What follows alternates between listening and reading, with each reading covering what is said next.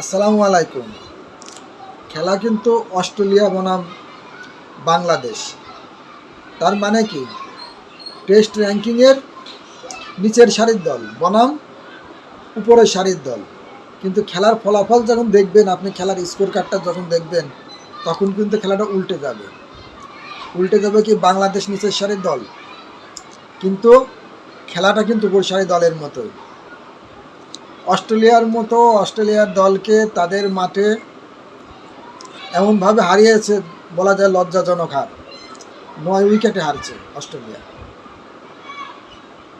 প্রথমে Australia bat করে, টসে জিতে সিদ্ধান্ত নিয়ে ব্যাট করে, ভাবে কি না কি বাংলাদেশ এরা তো পারবে না, আমরা আগে ব্যাট করি, কিছু বেশি করে রান তুলে দিই, তারপর ইনিংস ব্যবধানে পরাজিত করব।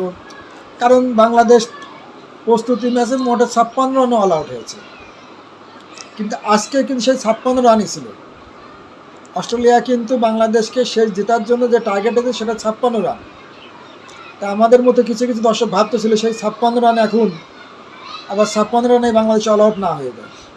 না, তা হয়নি। বাংলাদেশে একটা উইকেটই পড়ছে, সে হলো তানজিদ হাসান তামিম। সে আগের ইনিংসে সেঞ্চুরি করেছে এবং তার জীবনে প্রথম সেঞ্চুরি। আর বিশেষ করে যেটা বলতে হয়, বাংলাদেশে জেতার প্রথম ইনিংসে যে টোনটা সেট করে দিয়েছেন হাসান মাহমুদ, তার প্রশংসা করলে না হয় না। এবং শেষে করলেন কে, স্পিনার মেহেদী হাসান মিরাজ। এই দুজনের বোলিংয়েই কিন্তু টেস্ট ম্যাচ জিতল বাংলাদেশ। আসলে টেস্ট ম্যাচ জিততে হলে শুধু ব্যাটিং না, মূলত বোলারদের উপরে নির্ভর করতে হয়, বিশেষ করে ফাস্ট বোলিংয়ের উপরে। কারণ একটা দিন যায় ফাস্ট বোলিংয়ের, অন্য দিনটা যায় স্পিন বোলিংয়ের। কারণ দুজনই 5 মেরেছে, হাসান মাহমুদ প্রথম দিন, আর আপনি শেষে এসে মেহেদী হাসান মিরাজ। এবং দুজনের খেলার কিন্তু সুন্দর। কিন্তু মেহেদী হাসান মিরাজের একটা কথা ভালোই লাগলো, লিটনকে বলতেছে যে শান্তকে স্লিপে ফিল্টার নিতে বলেন, আমি এখন খুব হৃদয়ে আছি। মানে তার বিশ্বাস এবং কনফিডেন্ট বেশি আছে যে সে স্লিপেও ক্যাচ দেবে। কারণ তার বলে যখন বল করবে ব্যাটিংয়ে স্লিপেও ক্যাচ দেবে। কারণ এই জন্যই মিরাজের প্রশংসা করতে হয়।